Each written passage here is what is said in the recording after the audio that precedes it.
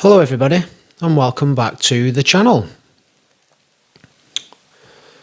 If I were to ask you right now, sitting wherever you are, to trace backward through your life, just to follow the thread of how you arrived at this exact moment, you would find something very strange.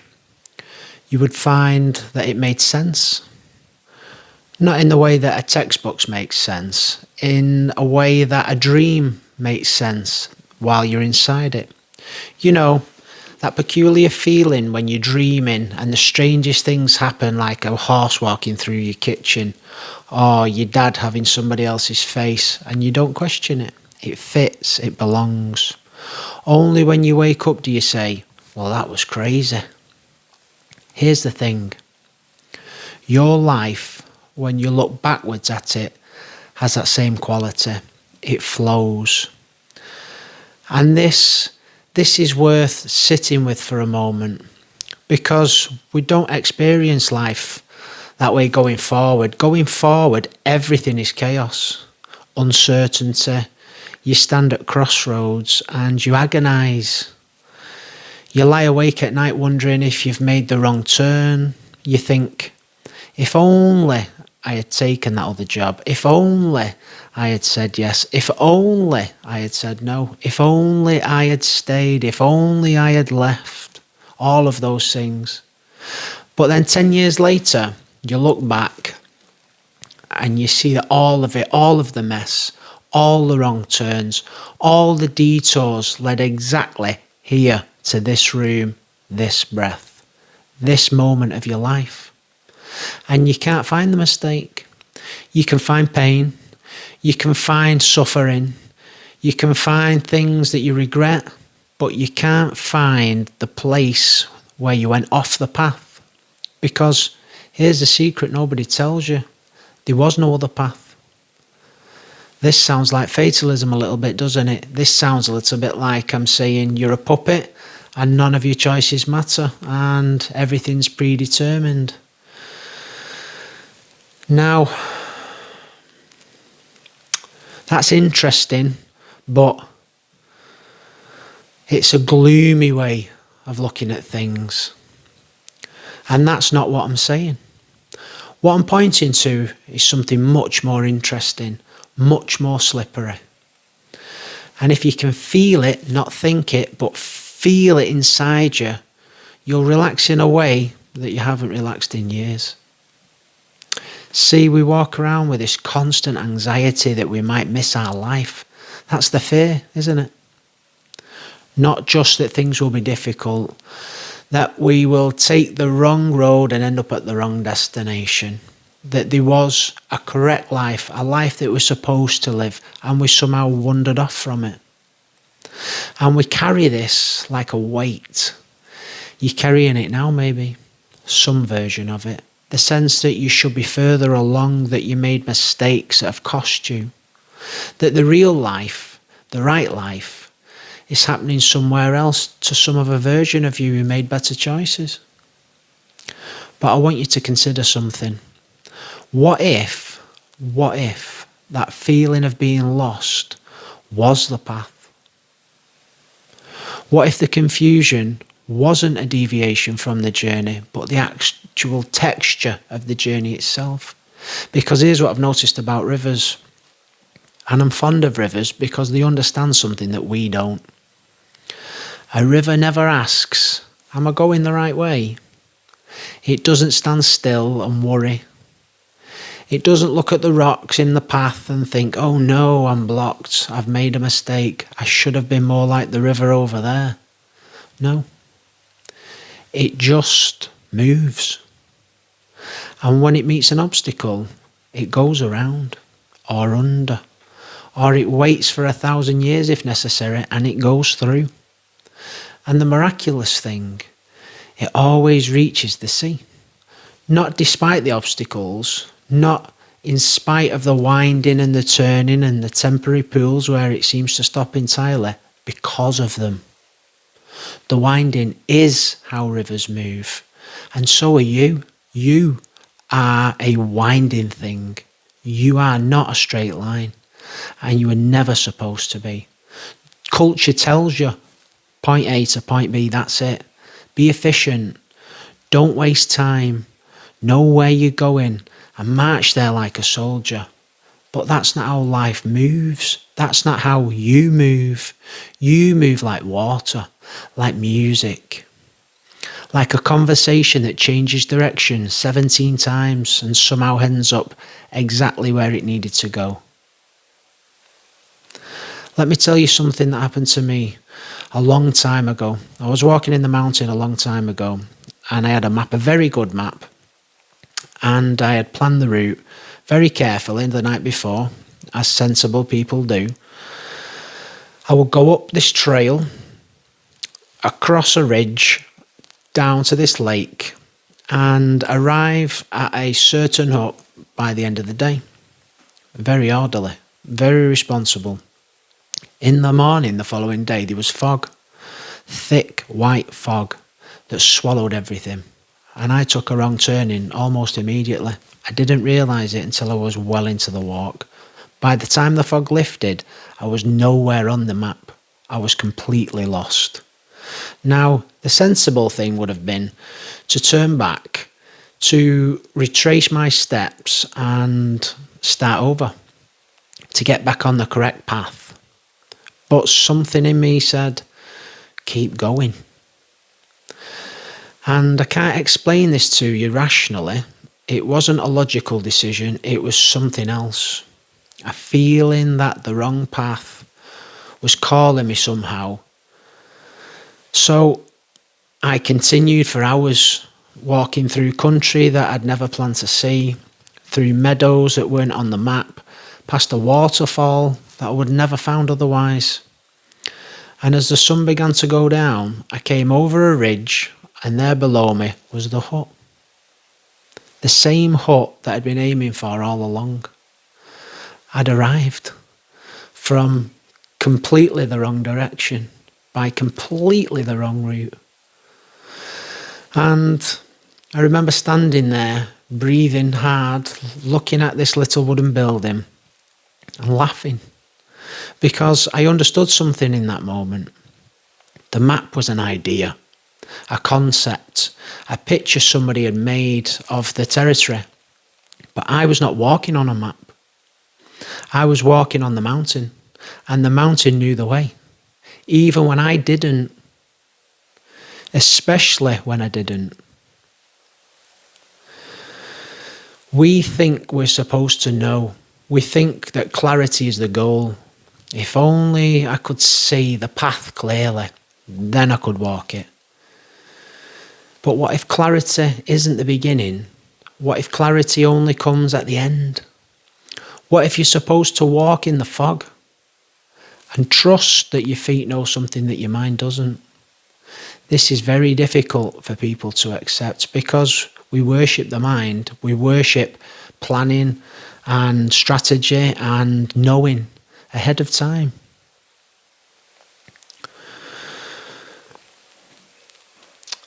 This has a place. I'm not saying throw away your maps. Maps are useful, but they are not the territory.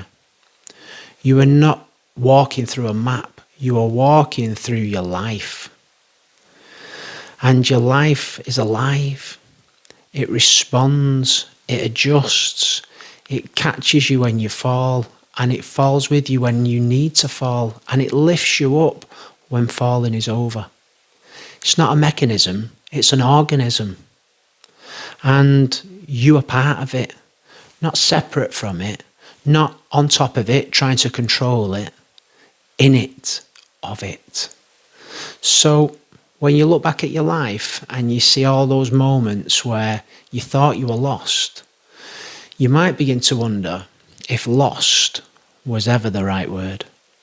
Because a seed underground doesn't know it's becoming a tree. It experiences only darkness, pressure, the terrible weight of soil above.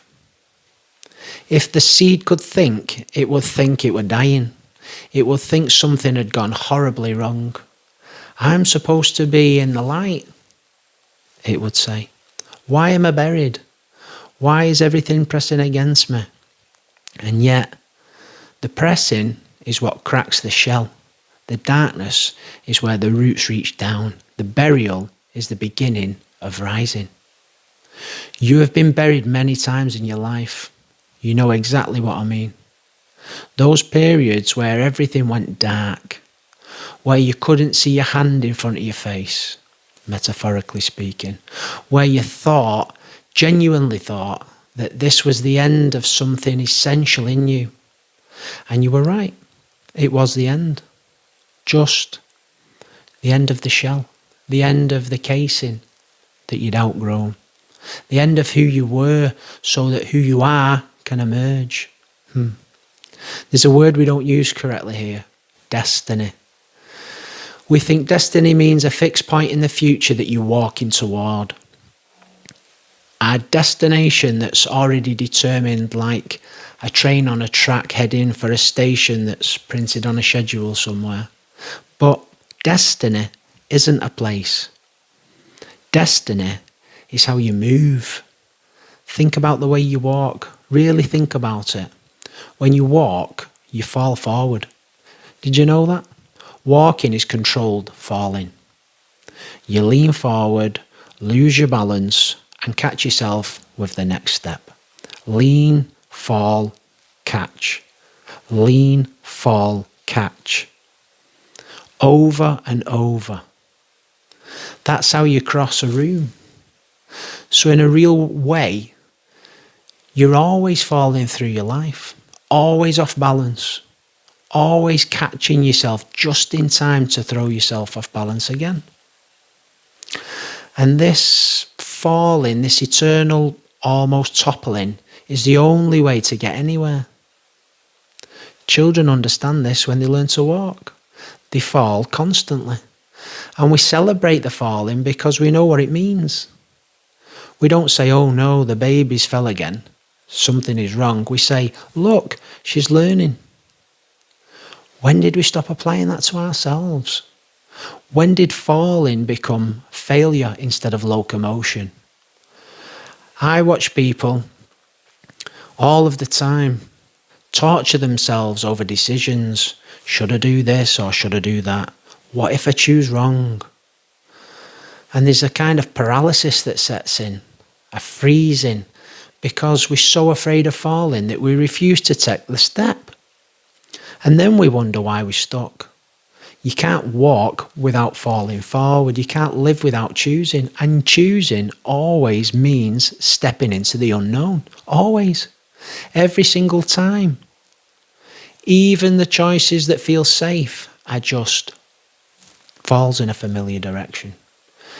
There's a lovely thing that happens in music. A melody, if you listen closely, is always creating tension and then resolving it. The note wants to go somewhere.